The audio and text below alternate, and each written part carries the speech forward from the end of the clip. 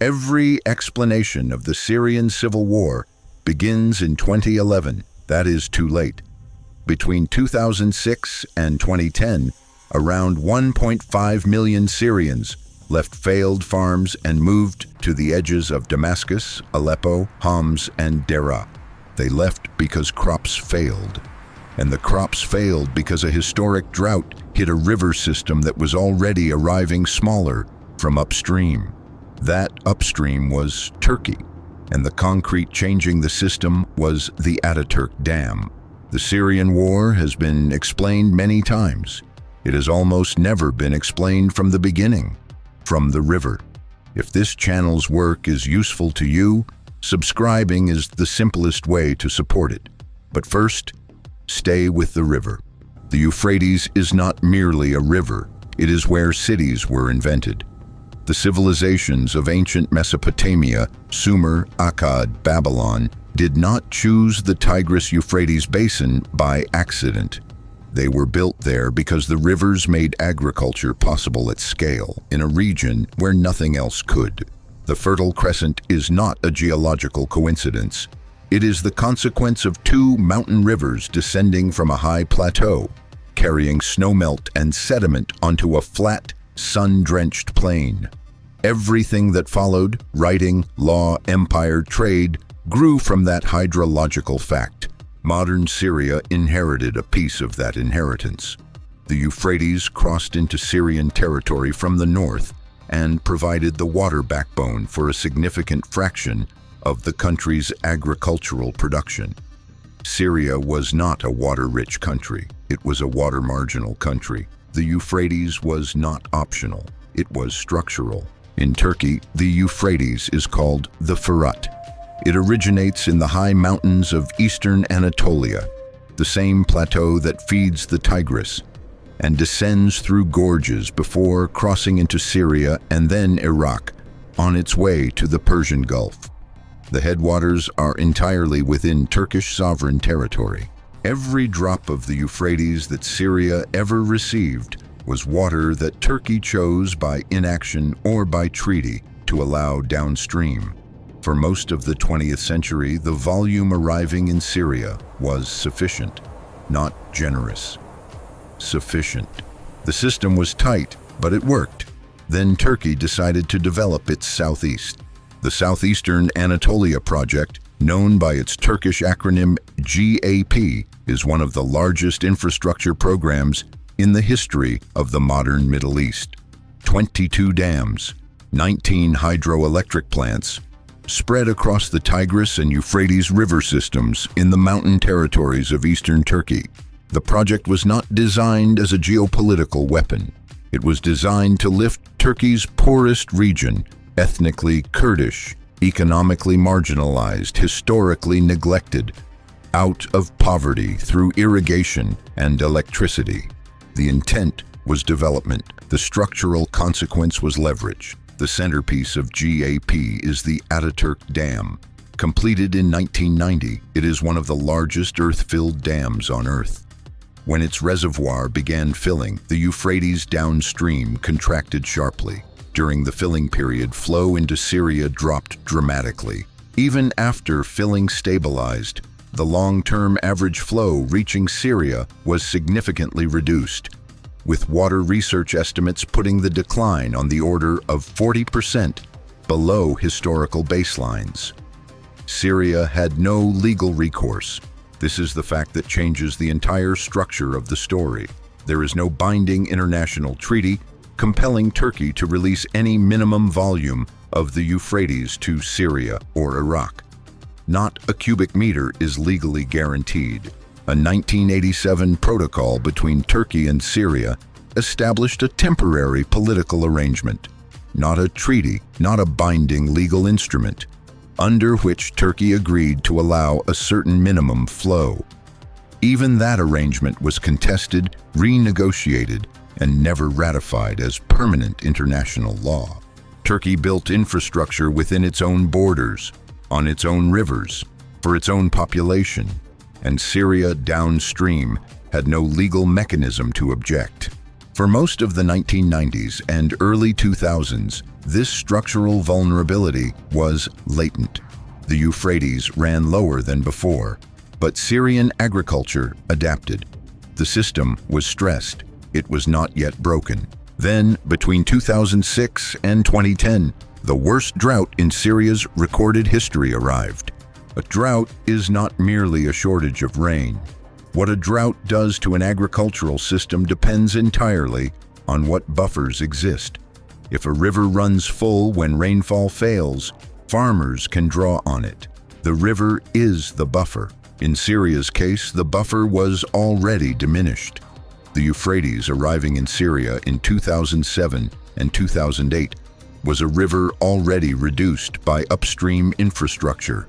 When the drought removed the rainfall, there was no compensation.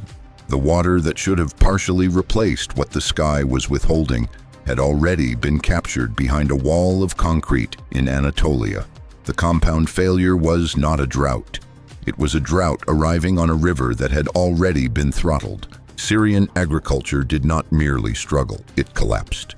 90% of Syria's farmers in the northeast, the agricultural heartland, suffered total crop failure in some years of the drought. Livestock herds died. Wells ran dry. The UN Food and Agriculture Organization documented the crisis in real time. Syria's government response was inadequate. Its grain subsidies withdrawn under an IMF reform agenda at precisely the wrong moment. The material conditions on the land became unlivable, and so 1.5 million people moved. They moved to the edges of the cities that were still standing. The peri-urban zones ringing Damascus, the ring towns around Aleppo, the outskirts of Homs and Daraa. These zones were already economically stressed. Poor infrastructure, limited services, high unemployment. They absorbed 1.5 million people with nowhere else to go. The population density in those zones climbed. The economic pressure built.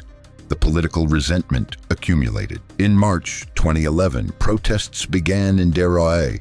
The uprising that followed spread rapidly to the peri-urban zones of Homs, to the outskirts of Aleppo, to the ring towns around Damascus.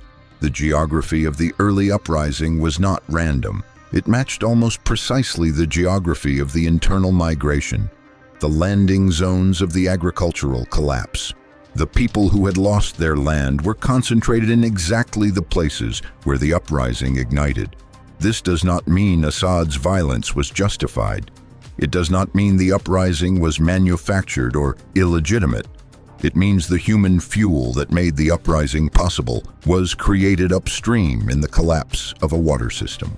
The civil war that followed produced one of the largest refugee crises in modern history. More than 6 million Syrians crossed international borders. The majority reached Europe. The political consequences were immediate and lasting. Governments fell under the pressure. Far-right parties across the continent surged on the refugee issue. Brexit was argued partly on migration grounds. Germany's political landscape fractured. The Syria refugee crisis became one of the defining political facts of the 2010s in Europe. Turkey built dams, Syria fell, Europe changed. None of those three events was usually connected in any analysis. They should be. The chain runs through a river.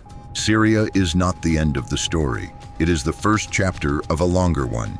The Tigris, the Euphrates' sister river, also born in the mountains of eastern Anatolia, also subject to Turkish dam construction, flows south into Iraq. Iraq sits at the end of both rivers. It is the most downstream nation in the entire Tigris-Euphrates system. In 2021 and 2023, Iraq formally declared water emergencies. The rivers entering its territory are contracting. Agricultural land in central Iraq is being abandoned. The land between the rivers, the place where civilization was first organized, is drying. Turkey is, again, within its rights. Iraq has no binding treaty guaranteeing minimum flows. The negotiations between Turkey, Syria, and Iraq over a permanent water-sharing agreement have stretched across decades without resolution. Turkey's position has always rested on a simple fact. These rivers begin on Turkish territory, Turkish infrastructure, Turkish sovereign decisions. The water becomes shared only after Turkey releases it, and Turkey has never legally committed to releasing any specific amount. This is the pattern the Euphrates exposes, not a Turkish conspiracy, not exceptional aggression, a structural reality that most of the world's river systems share.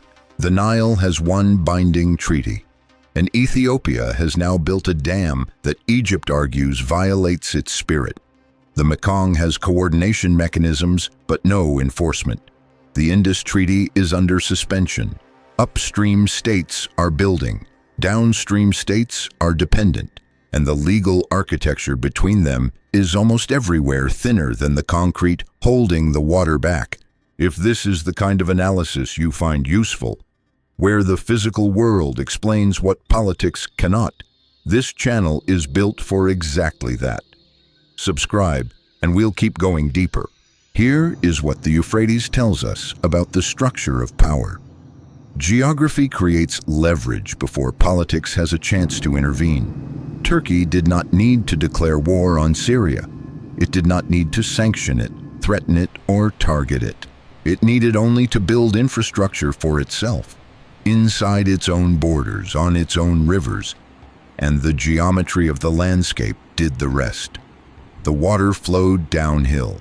The leverage accumulated uphill, and Syria, structurally dependent on a river it had no legal right to, was living inside a system that could collapse whenever the upstream conditions changed. The drought was natural. The throttle was engineered. The compound of the two was catastrophic, and the political consequences rippled outward far beyond the borders of any river. The Syrian civil war did not begin with protests in 2011. It began with farmers who could no longer plant, with wells that had already run dry, with a river that had been arriving smaller for years. The visible story began in Dera. The material story began in the mountains of Anatolia. The earth is not background, it is the machine. And the machine had already been running for decades before anyone in the streets thought to ask why the water was gone.